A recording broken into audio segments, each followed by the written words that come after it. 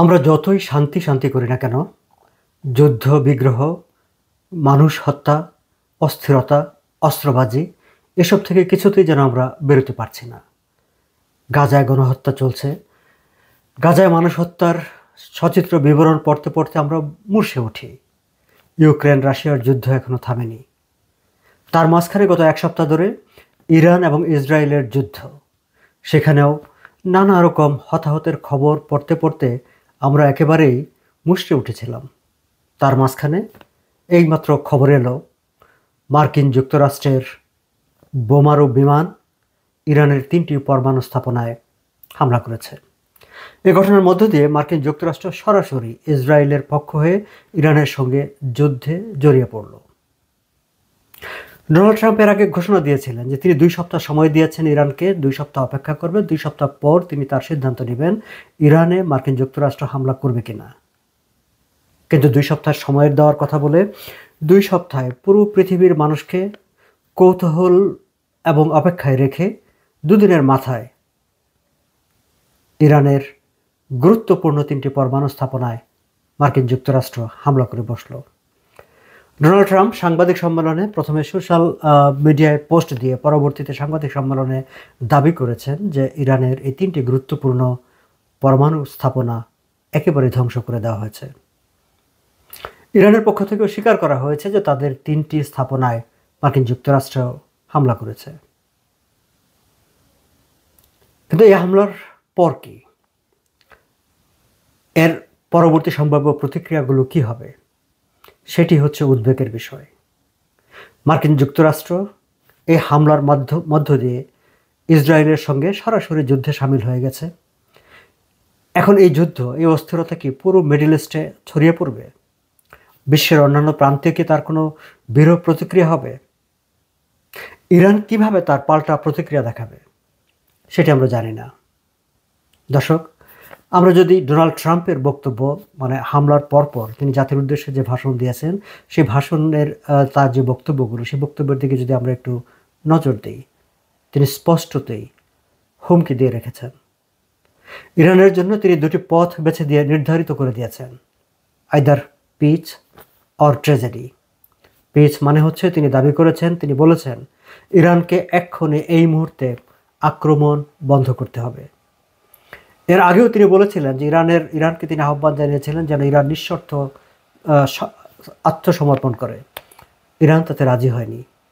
এবারও তিনি বলেছেন ইরানের উচিত যুদ্ধ বন্ধ করে, আক্রমণ বন্ধ করে শান্তির পথে এগিয়ে আসা। অর্থাৎ সেই যে পুরনো কথা নিঃশর্ত আত্মসমর্পণ, তিনি আবার নতুন করে মনে করে দিয়েছেন ইরানের উচিত হচ্ছে আত্মসমর্পণ করা। তিনি বলছেন ইরানের সামনে এখন 2টি পথ, এক হচ্ছে পিচ অর ট্র্যাজেডি। আইদার আত্মসমর্পণ করবে, তাহলে ইরানে শান্তি আসবে, আর না হয় ইরানে নেমে আসবে নির্মম ট্র্যাজেডি। সেই ট্র্যাজেডি মানে কি? ইরানে আরও হামলা হবে, আরও মানুষ হত্যা হবে, আরও রক্তপাত হবে সেখানে। ডোনাল্ড ট্রাম্প বলেছেন যে আমরা তাদের গুরুত্বপূর্ণ 3টি পরমাণু স্থাপনা ধ্বংস করে দিয়েছি, তাদের আরও পরমাণু স্থাপনা আছে। ইরান যদি পাল্টা কোনো ব্যবস্থা নেওয়ার চেষ্টা করে, পাল্টা কোনো ব্যবস্থা নেয়, তাহলে সেসব জায়গায় আক্রমণ করা হবে। ডোনাল্ড ট্রাম্প পরিষ্কার করে ঘোষণা দিয়ে রেখেছেন ইরানের উপর আরও হামলা করার জন্যে তার দেশ তৈরি হয়ে আছে। ডোনাল্ড ট্রাম্পের যে বক্তব্য, সেই বক্তব্যতে ইরানের উপর পুরো দোষ চাপিয়ে দেওয়া হয়েছে। বলা হয়েছে 40 বছর ধরে এই ইরান মধ্যপ্রাচ্যের একটি বুলি হিসাবে নিজেদেরকে প্রতিষ্ঠা করেছে। তারা ইসরায়েলকে মেরে ফেলো, আমেরিকা মেরে ফেলো, এইসব বক্তব্য দিয়ে যাচ্ছে। রাস্তার পাশে বোমা পুঁতে রেখে শত শত আমেরিকানদের তারা হত্যা করেছে, তাদের হাত পা উড়ে গেছে। এবং সেই সব কারণেই ডোনাল্ড ট্রাম্পের ভাষ্য ইরানের একটি শাস্তি পাওয়া জরুরি হয়ে পড়েছিল, ইরানের উপর আক্রমণ কিংবা পাল্টা হামলাটা জরুরি হয়ে পড়েছিল। দর্শক, শুরুতে যে প্রশ্নটি করেছিলাম, এই যে ডোনাল্ড ট্রাম্প কিংবা মার্কিন যুক্তরাষ্ট্র ইরানের উপর হামলা করলো, তারপর কি ইরানকে পাল্টা আক্রমণ করবে? কিংবা ডোনাল্ড ট্রাম্প যেটি ভাবছে যে ইরান একেবারে নিঃশেষ হয়ে গেছে, এই 3টি স্থাপনা একেবারে ধ্বংস হয়ে যাওয়ার মধ্য দিয়ে? আসলে কি তাই? ইরান কি পাল্টা আক্রমণ করার শক্তি সম্পূর্ণ হারিয়ে ফেলেছে, নাকি পাল্টা আক্রমণ করার সক্ষমতা তাদের আছে এবং তারা আবার পাল্টা আক্রমণটি করবে?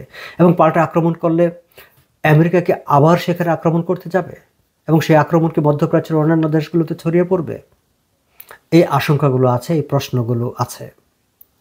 আবার একই সঙ্গে ডোনাল্ড ট্রাম্পের, তার জন্য কি কোনো ধরনের প্রতিক্রিয়া নেই? হ্যাঁ, তার দল, হাউস লিডার, তারা সবাই তার এই সিদ্ধান্তের প্রশংসা করেছে। আবার ডেমোক্রেটরা এর সমালোচনা করেছে, বিশ্বের অনেক দেশই সমালোচনা করেছে। বাট প্রধান প্রধান দেশগুলো, যাদের প্রতিক্রিয়া জানার জন্য সারা দেশের মানুষ, সারা বিশ্বের মানুষ অধীর আগ্রহে অপেক্ষায় আছে, রাশিয়া কি বলছে, চীন কি বলছে, তাদের প্রতিক্রিয়া আমি যখন কথা বলছি তখন পর্যন্ত আমরা কোনো কিছু জানতে পারিনি। তাহলে তাদের প্রতিক্রিয়াটি কী হবে? তাদের প্রতিক্রিয়া কি এই যে পরিস্থিতি তৈরি হলো সেটিকে কি আরও বেশি করে এসকেলেটেড করবে, নাকি এটিকে শান্তির দিকে নিয়ে যাবে?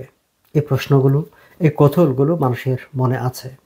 মানুষের মনে প্রশ্ন আছে যে ডোনাল্ড ট্রাম্পের কি ডোমেস্টিক, তার অভ্যন্তরীণ রাজনীতিতে এ নিয়ে কোনো প্রতিক্রিয়া হবে কিংবা হবে না? ইন্টারন্যাশনাল সিকিউরিটির, সেখানে কি নিরাপত্তাহীনতা, ইন্টারন্যাশনাল সিকিউরিটি কি, পুরো বিশ্বের সিকিউরিটি ব্যবস্থা কি প্রশ্নের মুখোমুখি হয়ে দাঁড়াবে বা নতুন করে ঝুঁকি তৈরি হবে নাকি হবে না? এইসব প্রশ্ন মানুষের মনে আছে। মানুষের এইসব প্রশ্ন নিয়ে মানুষের কৌতূহল আছে। দর্শক, আমরা সামনের সময়গুলোর দিকে, সামনের দিনগুলোর দিকে অপেক্ষা করব। কিন্তু যে ডোনাল্ড ট্রাম্প আগের মেয়াদে ক্ষমতায় এসে একটিও যুদ্ধে জড়াননি, যে ডোনাল্ড ট্রাম্প তার নির্বাচনী প্রচারণায় তার প্রতিপক্ষের বিরুদ্ধে তার আক্রমণের অন্যতম একটি বিষয় ছিল যে তারা যুদ্ধবাজ, তারা যখন ক্ষমতায় থাকে বিশ্বের বিভিন্ন দেশে তারা যুদ্ধ বাঁধিয়ে দেয়, সেই ডোনাল্ড ট্রাম্প যুদ্ধ বিরোধী বক্তব্য দিয়ে দিয়ে ক্ষমতায় এসে এবার তিনি নিজেই যুদ্ধবাজ হয়ে উঠেছেন। এবার তিনি নিজেই সরাসরি যুদ্ধে জড়িয়ে পড়েছেন, আমেরিকাকে যুদ্ধে জড়িয়ে দিয়েছেন। আমরা সামনের দিকে তাকিয়ে থাকব, কিন্তু আমরা প্রত্যাশাও করব এই সব কিছুর অবসান হোক, পৃথিবীর দেশে দেশে, সারা বিশ্বে শান্তি নেমে আসুক।